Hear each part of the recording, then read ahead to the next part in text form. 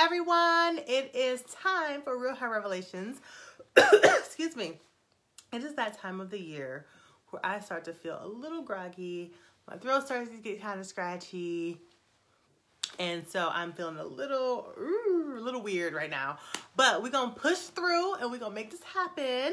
I hope you guys are doing well tonight. Good evening. Good evening. Hey, Tanette. I decided to do something a little different tonight. I thought I would do a segment called 5 Things You Probably Don't Know About Naturalicious. Because every week we tend to do, you know, a very, you know, kind of hardcore hair care topic. And I was like, let's lighten it up. Let's make it a little bit fun and give you guys some tips that you probably don't know. Hey, Loretta and Carissa. Hello, Angie. Thank you, Siobhan. I appreciate that. I appreciate that so much. I'm waiting for some of you guys to get in here. You guys like my lip? You know, I don't normally do like reds too much, but my friend Melissa, who owns the Lip Bar, which is a company you may have heard of, she actually sent me these as part of her holiday collection. And I was like, oh my gosh, I don't really do reds. Like, and even when I normally do a red, I normally do a lip liner because I actually have a natural lip line. And so I'm so used to seeing it on my face, even when I'm not wearing makeup, that it feels weird to me to do lipstick without a lip liner. But this is the first red I've actually been able to do without a lip liner and without feeling that my lips look like bubble gum. So I loved them, and I was so excited for her new holiday collection. If you haven't seen them, this is the Lip Bar. They're also sold in Target, and she sent me these, by the way. So anybody familiar with the Lip Bar? They were on Shark Tank a few years ago. So it's my homegirl. Like, this is not just like somebody I'm saying is like somebody I happen to know who's my friend. Like, she's legit my friend. Like, we used to share an office space together in Detroit, which a lot of people don't know about, which I guess is probably number 6 tip that you guys don't know about Naturalicious. But good evening, Jelia. Hello. Oh, Loretta, you funny. I got my nails done, you know. I tried to get a little festive. Normally I get nail art. If you guys ever really pay attention to my nails, I normally have some kind of art on my nails because I really just love nail art. But I went to the nail shop and my nails was looking busted, y'all. They was looking super whack and I needed to feel like desperately. And they closed at 7. I showed up at like 5:45. I was like, can you please do my nails? She was like, I can do them, but I can't do the art today. I was like, that's fine. Just do them. And so again, something I don't normally wear. I don't normally get reds. I normally do pinks or corals and things like that. And so I was like, okay, I'm kind of digging this. Let's see who else we have here. Hey, Danita. Hello, Ebony and Renee. Hey, Jackie. Thank you so much. I appreciate that. Hey, Vakia. I'm glad you like my lips, Loretta. All right, you guys, let's get into it. So tonight, again, we're going to do 5 things. Thank you, Lillian. Today, we're going to do 5 things that you may not know about Naturalicious. I had to write these down, y'all, so I didn't forget all 5.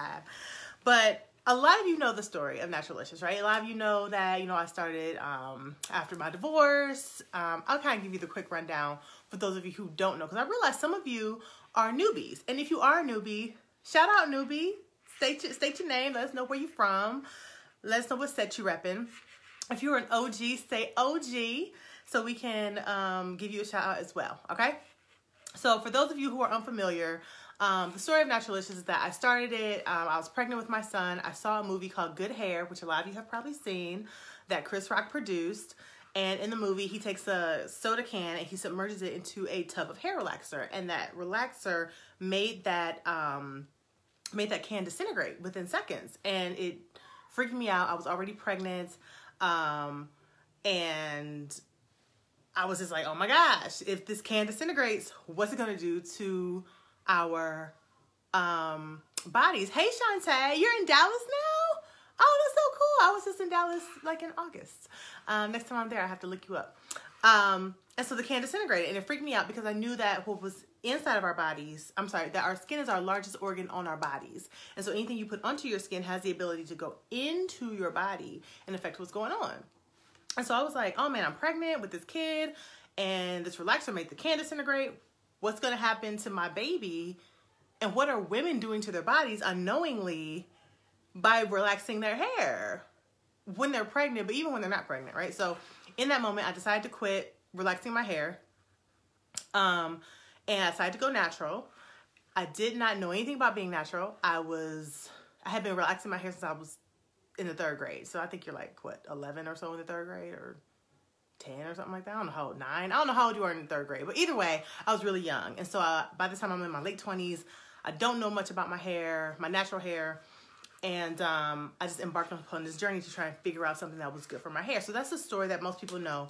They also know that fast forward about 18 months after I figured out what products, after I created a little, product line for myself, a lot of people tend to know that I found myself going through a divorce. I was laid off from my job 30 days before that divorce was final.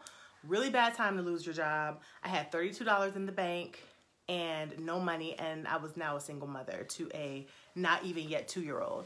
And Naturalicious was a hobby before that, and I decided that, you know what, I'm just going to turn this hobby into a legit business, because I didn't really have time to put my resume out there and find a job and all that kind of stuff. I still had my mortgage due. I still had my car note due. I still had everything. All my family lived out of state at the time, so it was just me and my son, and I was like, I gotta figure this out with my $32. And so a lot of people know that story as well, because that's been in the press a lot and that sort of thing. But there are quite a few other things that you guys may not know about Naturalicious. And so I was like, let me just share some of these little known Black history facts about Naturalicious with you guys. I thought that would be fun tonight. So, all right, so the first thing you guys may not know is that Naturalicious actually did not start out as a hair care line.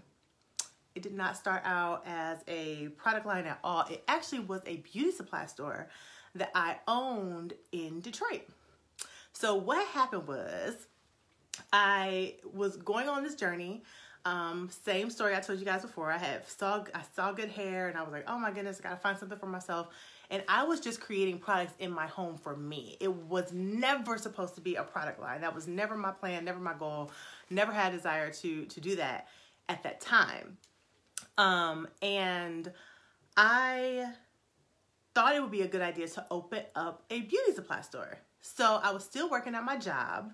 At the time, I was the Global Digital Communications Director for Ford.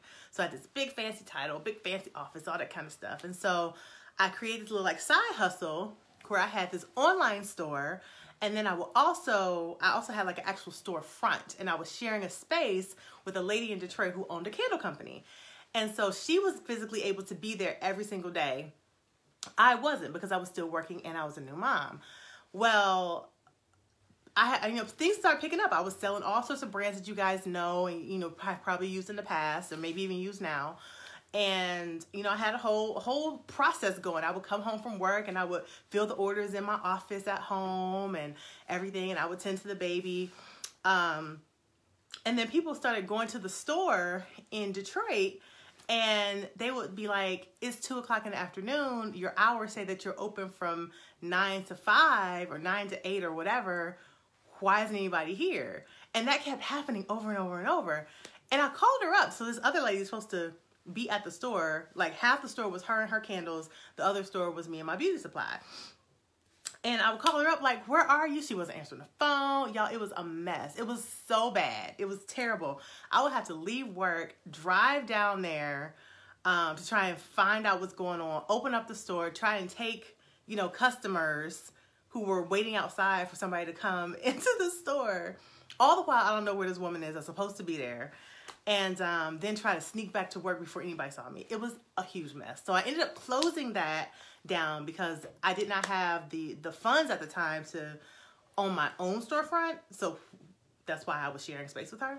And I said, forget this. I have to find my own spot. In the meantime, I'm just going to do this online. So I did that online for a while, and I was selling other brands, other products or whatever. And that was all I ever was supposed to do. And I still had my little, hair care products for myself that I was making for me. But then I feel like most businesses start very organically like this. Friends of friends started asking for what I was using instead of buying what I was selling. They were asking for what I was using. And I would give it to them. And then next thing I knew, their coworkers and their friends started asking for it. And they wanted to buy it. And so it was like, I guess I gotta change this into an actual business of hair care products, and I was still doing both. So at this point I was actually selling both the Naturalicious brand as a hair care line, and I had the Naturalicious store that was selling other brands. And then it started to get to a point where nobody was buying the other brands. Everybody was buying the Naturalicious line. And so that's how it kind of organically morphed into me just exclusively creating and selling Naturalicious brand as a hair care line, because everybody wanted that instead of what else, instead of the other stuff I was selling. So that's how, most people don't know that. I don't think I've ever really, I mean, it's not a secret, but I don't think I've ever really talked about that a whole lot. So yeah, Naturalicious did not start out being a hair care line. It started out being a beauty supply store. Second thing is that our packaging used to really, really suck so bad. So bad. I'm going to show y'all one of the original bottles that we had. Now, before I tell y'all this, let me tell you a little story.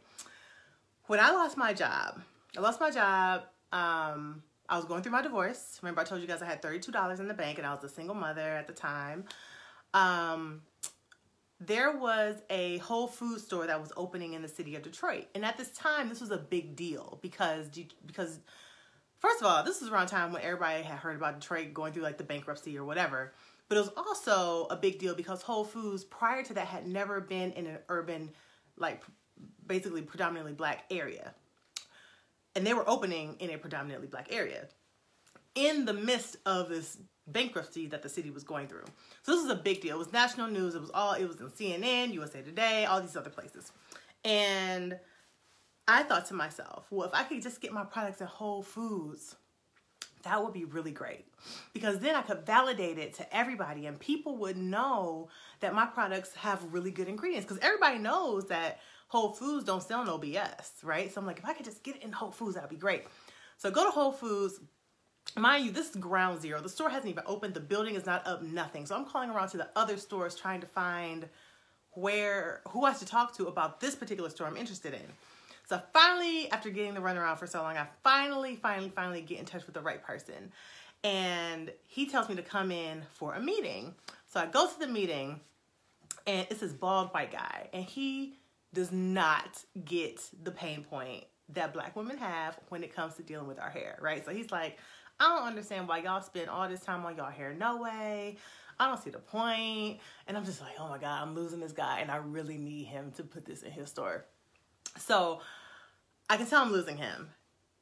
And here's what I always say, that what is for you is for you is for you when it's for you, right? It doesn't matter if you feel unprepared. It doesn't matter if you think you don't have all the cards laid out.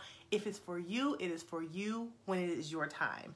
So I'm sitting there, and this woman walks by. She's like, like randomly, she's like, can I join this meeting? Like, she just didn't know who I was, didn't know that I was there to talk about hair products, nothing. So she comes, can I join this meeting? He's like, yes, please. And you can see the look of relief on his face because he's like not feeling this pitch I'm giving him. So she comes in, I start the pitch all over again, and I'm telling her about the products, about Naturalicious, and how we save time, and how, you know, everything is multitasking, and it, you know, all this other stuff. And she's this Latina woman. She has this head full of huge curly hair. And she immediately, like after about 20 minutes, she immediately, abruptly stops me and says, we need this in our stores. We need this in our stores today. And I'm gonna tell you why. Do you see all this hair I have on my head? And I said, yes. She's like, I have to get up 3 hours earlier than I would normally have to get up, because I have to do my hair and I have to do my 2 little girls' hair who have the same type of big hair that I do. So I have to get up 3 hours earlier than I should be getting up just to deal with hair every morning. I would love to get up at a normal time. And if these products can cut that in half or cut that down into a fraction, like, I don't know who doesn't need it. And she just bought into it and loved it. And that was because of her that we got into Whole Foods. Now, I tell you all that because I'm going to show you this packaging, y'all. This packaging was horrible, okay? This is what I presented them. And at the time, I thought I was doing it too, right? So I showed up. This was the original step 1, okay? This is actually still a full bottle. It has a product in it. It has the old label on it. I want y'all to see this. This is the original step 1. Hey, Tara. This is the original step 2. I don't think I have an original step 3. But all the bottles and jars were white. And they had the Naturalicious logo, the caps were black, and they had these little color-coded dots. And so, you know, they would sit on the shelf like this. So step 1, step 2, step 3, or whatever, right? And I thought they looked all right at the time. In hindsight, they was pretty whack. But I tell you guys this story because this is how I approach Whole Foods. And I think a lot of times, no matter what it is in life, right? No matter whether you're starting a business, whether you are trying to, I don't know, if whatever goal you're trying to pursue, a lot of times we don't go for it because we feel like we're not prepared and we're not ready and we don't have everything isn't together. Everything isn't perfect. You know what I mean? And I'm gonna tell y'all, I approached Whole Foods with this mess. And she loved it. They were on the shelves for a good year like this. They sold them like this. And we got into 2 other Whole Foods stores with this packaging. Now, I did have a couple other Whole Foods stores who I wanted to get into. And they were like, nah, your packaging's whack. And they didn't let me in. But this is what I started with. And so what I say all that to say is like, just start. Like whatever you're wanting to do, whatever you are trying to pursue, whatever goal you're trying to get to. Gayla and Adina remember these. Yes, they are super OGs. They remember these old school packaging. I'm gonna open this up and see what this even smells like. It smells exactly the same. It's a full jar. Can y'all see this? This is a full jar. I have not opened this since we changed the packaging. And Naturalicious is now 5 years old. I haven't had this packaging since the first year we were in business. So this packaging is really old. But anyway, the point is, no matter what goal you want to pursue, start where you are, work with what you've got. What you have right now is far more than enough. Trust me on that, okay? If I can approach Whole Foods with this kind of packaging and get into the stores, you guys can start wherever you are and work with what you've got to get where you want to go, okay? So that's the message for the day. Since we're on the topic, this was actually the second set of packaging. So this is where we started, right? This is the original packaging. This is where we evolved to. This is the second round after about a year. So we did this for maybe 2 years. Yeah. So this is about for 2 years. Maybe a year and a half. So we had this. And this was cool, but I don't know where it's at right now, but this was the Tight Curls and Coils collection, which at the time was called the Kinky Coily collection. And then the what is now the pink version, which is the medium to loose curls and waves edition, at that time was called the Curly Wavy edition. That those bottles were actually yellow, so there was no pink. It was purple and yellow. And that packaging was horrible as well. I mean, it wasn't as bad, but it still wasn't great, right? And then we took a huge amount of survey. Yes, Adina remembers the purple. Adina and Vicky remembers the second collection. Yes, Tara, we got to save it for posterity purposes for the Naturalicious Museum that will open in 2040 or something. But in any case, yeah, we've obviously evolved. And so we took this huge survey over a while. I did some rebranding and I asked you guys, and some of you guys probably took that survey, and I said, what do you want the packaging to look like? You know, and so it was so interesting. Like I learned that you guys wanted clearer packaging. You wanted to be able to see, you know, what it is that, how much clay you had left. And, you wanted to see how much clay you had left. You wanted to see how much, you wanted shiny tops. You wanted them to be pretty and shiny. And so here we are today. So look at this evolution, guys. So this is where we started. This is where we went. And this is where we are. This looks a lot better, right? So yes, it's crazy to look back at it. And I'm really glad that I saved them too, because, I'm not like a huge saver. Like I tend to get rid of stuff. Like I'm not a hoarder. Or like, you know, if we don't need it, minimalism is going away. But I'm glad I saved them because it definitely helps me remember where we've come from and where we're going. So that's number 2. Number 3 is that, and Mike actually wanted me to put this in here for you guys. Number 3 is that the labels that were on these 2 versions of the packaging, they actually used to be printed at my house. I had bought a laser printer off of eBay. and I bought printer paper from some company online, and I would print them at home, and he would have to go, and it was like one sheet of paper, right? So one sheet of paper will print like 4 labels, and those 4 labels had to be cut. Well, it's too difficult to try and cut straight with with scissors, and it will also be very cumbersome, right? So it was like we needed a paper cutter. Well, the industrial paper cutter that we needed was kind of expensive. And so I would print them out, and he would go to FedEx office, and he would physically like cut all the sheets of paper. And that was okay when, you know, we were like just selling like, you know, 1 product a day kind of thing, you know. But once it got to the point where Whole Foods was ordering on a regular basis, and we had a lot more customers on the website, and, you know, we were getting into the hundreds of orders a month kind of thing, he would literally be there. I remember one time he was there cutting labels for like 6 hours.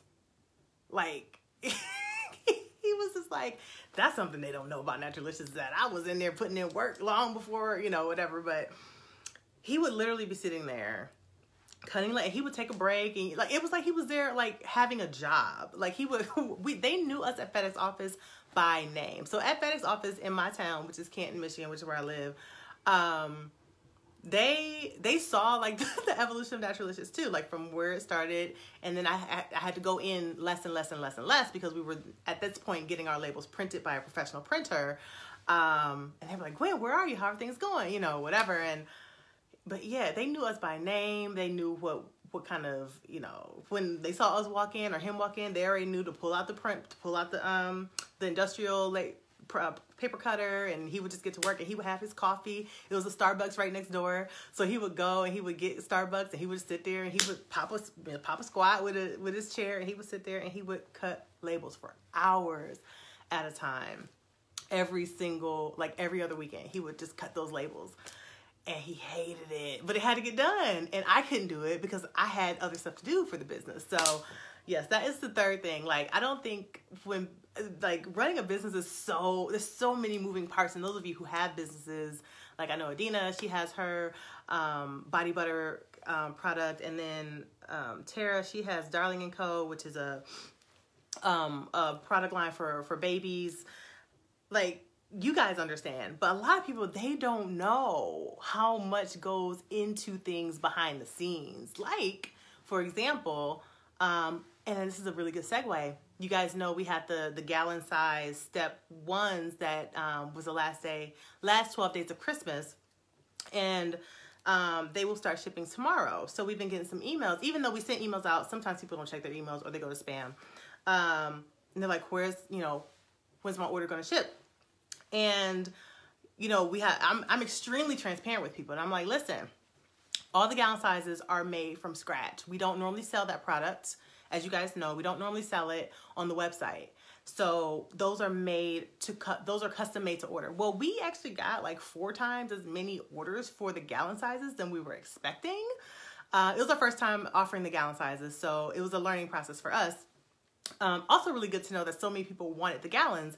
But it's the holidays right now, right? And so, you know, we are not, we get supplies and raw materials from different suppliers. Well, it's the holidays. And so suppliers, you know, they're slow around the holidays. So we had to wait longer than we've ever had to wait for materials to come in, right? And so we're waiting for stuff to come in so that we can produce the product and we can ship it out. And I don't think that people really know all the moving parts. Like, whenever people's orders, this isn't just Naturalicious, this is any company. Like, I don't think anybody ever places an order and then the company just holds it hostage. Like, they just don't want to give it to them. Like, no, there's usually a reason behind it. But the problem is that most companies won't tell you what the reason is. They'll just be like, your order's late. And so I tell y'all, like, listen, we were waiting for these materials to come in. These are all produced from scratch. They're custom made to order. The suppliers were super late on the delivery. We also got way more orders than we expected. Luckily, we got everything in, made all the clay today, and stuff will start shipping out tomorrow. But most companies won't tell you that. Most companies will just be like, well, your order's just late and, you know, deal with it. But I'm like, no, I told Liz, our customer service manager, I was like, tell everybody who emails, tell them this is what happened. Because when people know and you communicate with folks, people are a lot more understanding. Like, oh, it makes sense. Like, you don't normally offer these on the website. These are custom made and it makes sense. It's the holidays, you know, and people are usually more understanding if you just tell them what's happening, right? So anyway, I say all that to say, like, this thing with Mike cutting the labels, people don't realize how much goes into it, right? Like, even with us waiting for the materials, it's like there's a waiting process. Like, we aren't out there in the deserts of Morocco mining the clay ourselves. We have a team of people that we contract out there who have to send it to us, and then they're late on it, so then we're late shipping and all this other stuff. So with Mike cutting the labels, I just think, like, nobody would ever have known that he was sitting up there for 8 hours, 7, 8 hours every 2 weeks, just cutting labels to go on a bottle. Crazy. Crazy, crazy, crazy. Now we get them printed by a professional printer and we don't have to do that. But at the time, couldn't afford to do that. And so it's crazy how much we had to do just to get this product out the door at the time. So shout out to Bay. Like, he's been down since pretty much day one. I actually met him because I was trying to pitch him on carrying my products in the store that he was working in at the time. So shout out to Bay. All right, number 4. Oh, this is a really cool one, I think. Number 4 is that Naturalicious was once featured on Showtime's House of Lies, which is Don Cheadle's show. So if you guys remember that show, I don't know if it still comes on, but I was actually at my son's swimming class some years ago, and I got a phone call on my business line, which at the time was a Google Voice line, because, you know, you got to bootstrap when you start out, right? And I got a phone call, and this lady said, hey, this is so-and-so, and I'm a casting director from Showtime. And I was wondering if you can speak with the owner. And I'm like, Showtime? I'm like, what is this, like, janky piece of crap? You know, what? You know, so it didn't register. This is Showtime, like, you know, the network. So I'm like, this is the owner. And she's like, so my name is whatever, Jane. Let's call her Jane. My name is Jane, and I am calling because I'm casting for Don Cheadle's show, House of Lies. We have an episode where he's going to be walking through what we're going to create to be kind of like a hair show, like a Bronner Brothers hair show sort of thing. And want to know if we want to have legitimate brands in that scene, and want to know if Naturalicious might be interested in participating. And I'm like, how the heck did you get my phone number? Like, how do these people find me? It's crazy. So anyway, so I was like, absolutely, yes, of course. And so originally I was just supposed to send the products to California for them to just set them up and film. But I called her back and I was like, is there any chance that I can actually be in the scene with the products? Like, can I be like manning my booth like in the scene? And so I guess she asked her supervisors or superiors or whatever, producers, and they say, yeah, it's not a problem. And so I got to be I was actually on the show. I didn't have a speaking part, but I was actually on the show. I think I was the only person they had reached out to participate in this who actually requested to be on the show. So I was the only one there. There were obviously other like extras and stand-ins, and Don Cheadle was there, and the episode had Keegan-Michael Key from Key and Peele. He was in that episode. All the people who were on House of Lies was in there. I think Michael Ealy was on that episode. So anyway, I got to, be in the scene, and it ended up being a good thing, but during it was kind of a bit of a disaster, because when I asked her, like, do I need to still send full bottles? She's like, no, you can totally send empty bottles because we aren't going to be using the product. We just need the containers and the packaging. So I sent empty bottles. Well, and this is, mind you, this is before we had the newer packaging. So this is when we were on this version of the packaging, okay? The second version of the packaging. She was like, so I sent her the empty bottles. Well, when they were filming, because the bottles had nothing in it, they were extra lightweight, so they were easy to be knocked over, right? So there, you know, when there's product in it, the product weighs the bottle down and prevents it from like, you know, toppling over very easily. But because there was nothing in it, and I had literally sent them like 50 bottles of everything and 50 jars of everything, they were super easy to topple over. And so what happened was during the scene, like Don Cheadle and all the people who were acting in the scene, they were walking by and they were like acting like they were picking up certain products and, you know, looking at them and putting them in their bag. Well, he would pick mine up and he would like accidentally knock it over, and the whole display would just like come toppling down like every time. If you can imagine, you know, when you see a TV show, you're only seeing like one take, right? But they've probably done like 50 takes to get that one shot. So this happened every time, and I could tell Don Cheadle was getting so annoyed.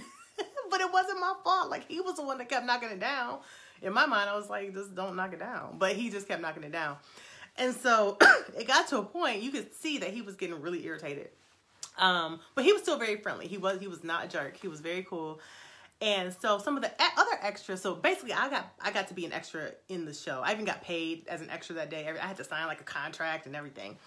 And some of the other extras, they thought it was funny. Like, they would just come over and like bump my table and like just start cracking up. And I'm like, what? You don't know me. Like, why are you doing this? You know, we don't know each other. We're not friends.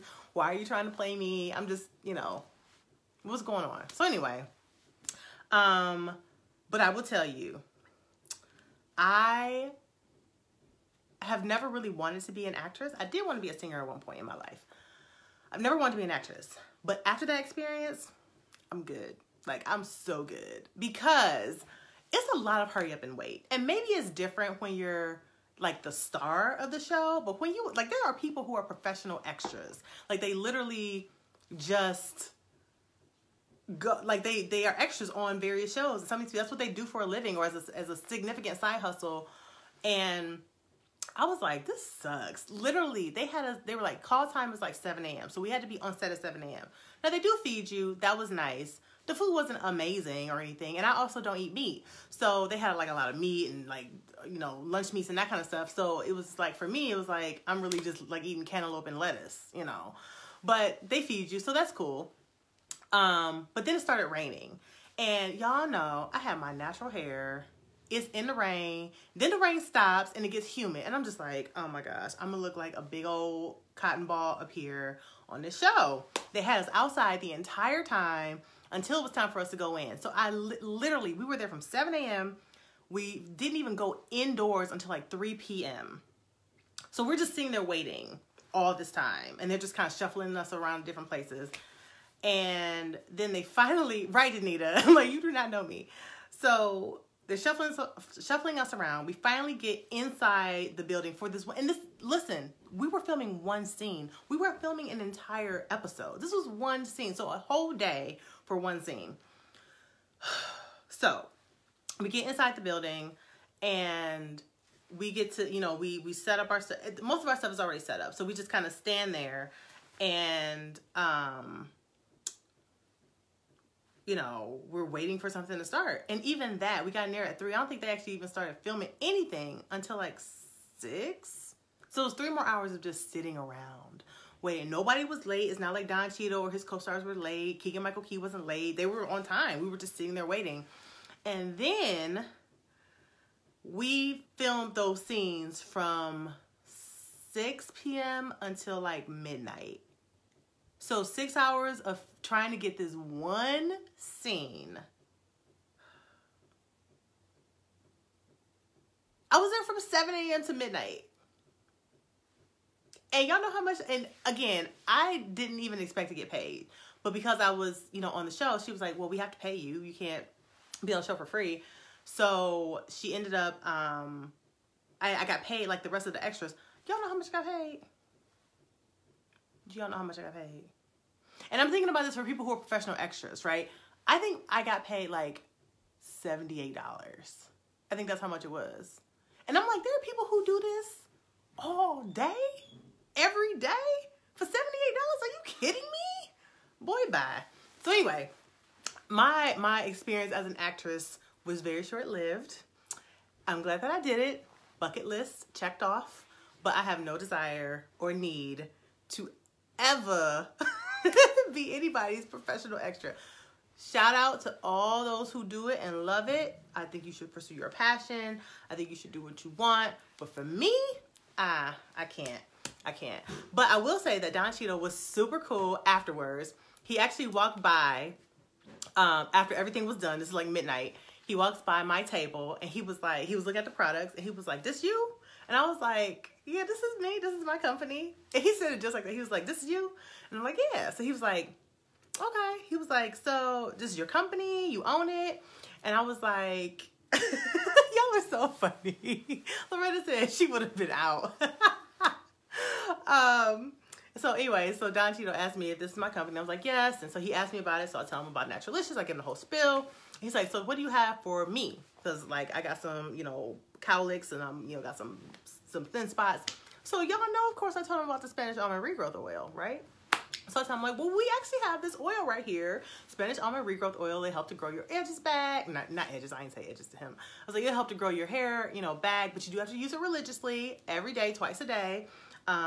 He's like, "So if I use it, it's not gonna take my hair out, is it?" I'm like, "No, it will not take your hair out. It will help it grow, but you have to use it every day. You can't just like put it on a couple times and be done with it." He's like, "All right."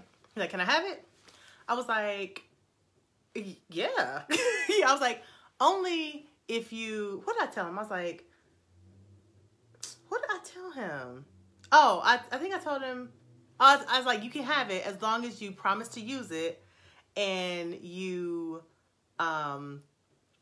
let me know. I'll give you my card. Let me know how you like it." He's like, "I'll do you one better." He's like, "How about we take a picture and I'll hold it up?" So I'm like, "Okay, great." So we take the picture and it was a great picture, even though I was so worried that my hair was going to be a mess because, of the humidity and the rain from earlier in the day. But my hair actually looked cool in the picture. And he took the picture and he actually did use it. And he actually, not him, but his wife reordered it a couple times after that. So yeah, that's my Don Cheadle story and my one brush with fame in Hollywood. But yeah, I'm good on the, but even the extras only got paid $78 and they were there all day long. But even the actors, like, they weren't waiting as long as we were, but some of them were like literally just sitting around waiting. Like the one girl, I can't remember her name. She's in a lot of stuff. She used to be in Veronica Mars, white girl, blonde hair. I can't think of her name. Kristen somebody. Anyway, she was on the show at the time. She was a regular on the show. And I remember her, like, she was just sitting there waiting for like 3-4 hours for something to happen. I was like, "This is what y'all do?" I'm good. So anyway, that's my story of my Hollywood, my E True Hollywood story. All right. And so that's number 4. So number 5, and this is the last thing that you guys may not know about Naturalicious, is that a lot of you know that Naturalicious, we have a employee. His name is Caden. He's 7 years old. He'll be 8 next month. And he is the chief candy curator at Naturalicious. But what you may not know is that he actually created that job himself. I did not give him that job. He came up with that job all on his own. He was about, let's see, he was 2 or 3. And he would see me in the basement, and I was working in the basement of my house at the time. I was making all the products. And he, it was like day in, day out. I was still a single mother, and I was doing this on my own. And so I had to make it work. And he would be down in the basement with me. And he was in preschool. He was in preschool very early, and I was teaching him to read. So he was reading at a pretty high level for 2 at that time. And so I would be making products and filling bottles, and he would be on the side reading aloud to me. And so I was like, I was working, and he was like, he just stopped reading. And he was just like looking at me and kind of like glazed over. And I was like, "Hey, are you okay?" And he has this tendency to like stare, and it freaks me out because I'm always like, "What's wrong? Are you okay? Are you okay?" Mothers freak out.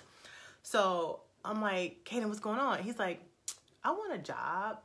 And I was like, "Okay, well, what do you want to do?" Not understanding or realizing that he wanted to have a job for Naturalicious. He's like, "I want to do something like you do." So I was like, "Well, you want to help me pour product into the bins, or what do you want to do?" So he's like, "I want a real job." And so I asked him, I was like, well, what do you want to do? And he was like, well, I was like, what do you think that you could do that would help the business? And he's like, everybody should get candy. And I was like, I don't know how it's going to work. You know, I'm not understanding what he's talking about. He's like, everybody should get candy. And we should give everybody candy who orders. Again, this is like a 2 or 3 year old at this point. So I was like, you know what? That's actually not a bad idea. Because I'm like, well, first of all, how are we going to get candy to everybody? How are we going to know what kind of candy everybody likes? Is it going to be the same kind of candy? Is it going to be, you know, like, what is it going to be? Is it just going to be Twizzlers? Is it going to be Naturalicious branded candy? Like, what's this going to look like? And he was just like, we can just get a big bag of candy, go to a big grocery store, get a big bag of candy, and just give everybody a piece. And that's how he became the Chief Candy Curator. Now, me and Mike did give him the title Chief Candy Curator, but he came up with the job himself. And he was like, he wanted to put the candy into all the packages. So this was before we were only in Whole Foods at this point. So we weren't in a whole lot of stores. And most of our orders were online. So he would physically, he was in preschool, so he wasn't in school for long. He was like, I don't know, I think he went in at like 9 and got out at like 2, or not even 2, maybe like 12. So he was only in school for like half a day. So he had time. He wasn't in any extracurricular activities. So he would come home and he would literally go to the store like we do now. We'd pick out the candy and he would pick whatever he wanted. And then he would come and he would physically pick the candy out the bag and put it in the orders. And he would do that for every single order. Now he's in school during the day. So he doesn't, and we ship during the time he's in school. So as the business has grown, we've had to make some changes. So he's not able to put the candy in the bags unless it's like the summertime or if he's on a holiday break. But he still does, we still go, and you guys have seen it, we physically go to the store and pick the candy out. So he's still in charge of that. So he's I guess evolved. You know, he's gone up in the company. He has employees. He has staff now below him to do that.